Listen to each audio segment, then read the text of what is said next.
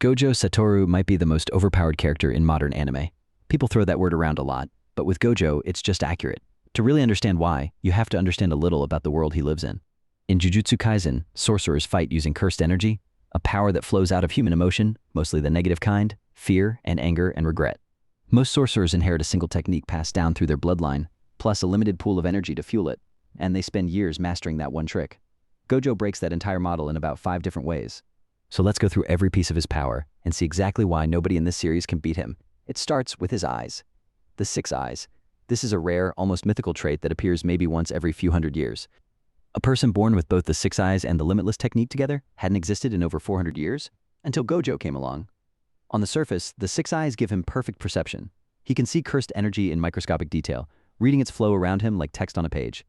He can see the exact makeup of a curse, the structure of a technique, the tiny shifts in energy that tell him what someone is about to do before they do it. Nothing stays hidden from him. But the real advantage is quieter than that. The 6 eyes make his own cursed technique cost almost nothing to use, where a normal sorcerer would burn through their whole reserve in about a minute running something as complex as Gojo's power. He can keep it going all day and barely feel the drain. Everyone else fights against a clock. Gojo simply doesn't have one, which explains something a lot of fans wonder about.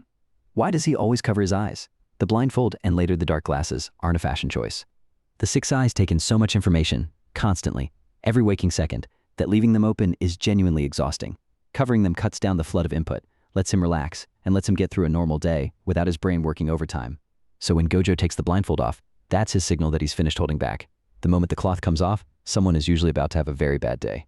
Now the technique those eyes are powering. It's called Limitless, and it lets Gojo manipulate space itself right down to the atomic level. Its default, resting form is the reason he's basically untouchable.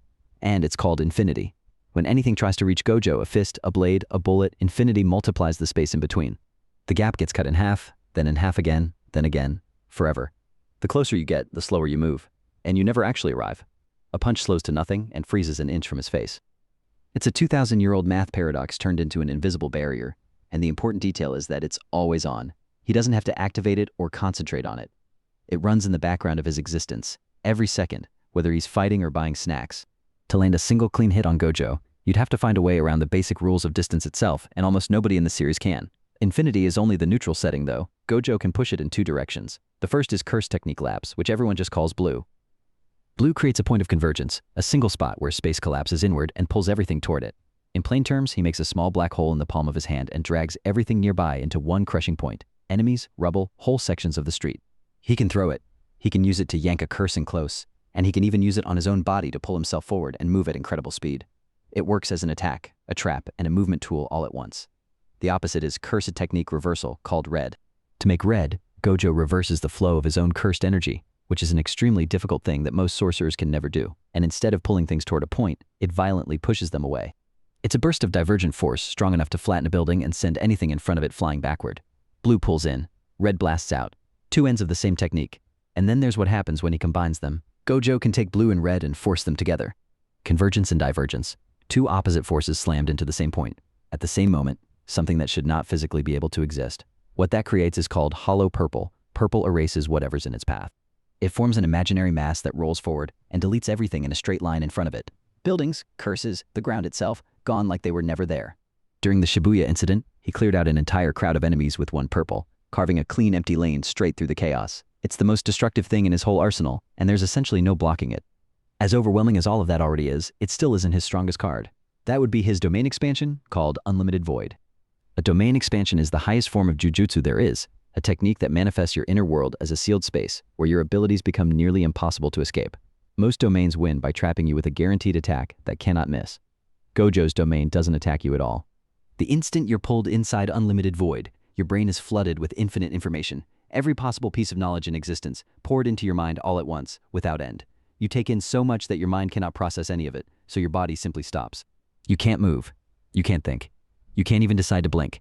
People caught inside can be left frozen and unresponsive for the rest of their lives. Their minds burned out by a fraction of a second of exposure. Gojo can drop it on a whole crowd, trap all of them in an instant, and walk out while they're still standing there paralyzed.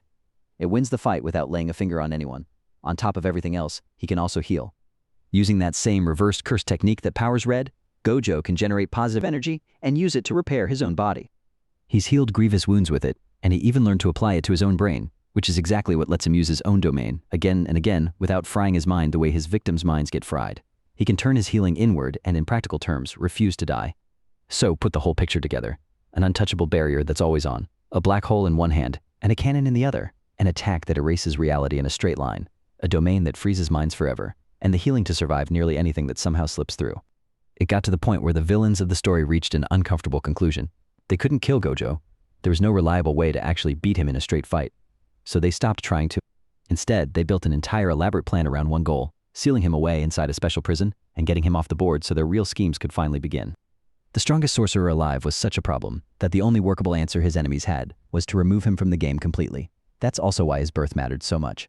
When a person carrying both the Six Eyes and Limitless was finally born again after 400 years, the balance of the entire Jujutsu world shifted. Powerful curses and ancient enemies felt it happen. Gojo growing up changed what was possible, changed who held the advantage, and forced everyone who wanted a different future to plan around him first. One person, just by existing, tilted the whole board.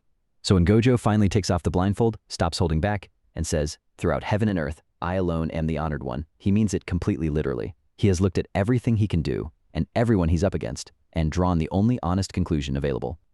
At his full power in his prime, there really isn't anyone standing on his level.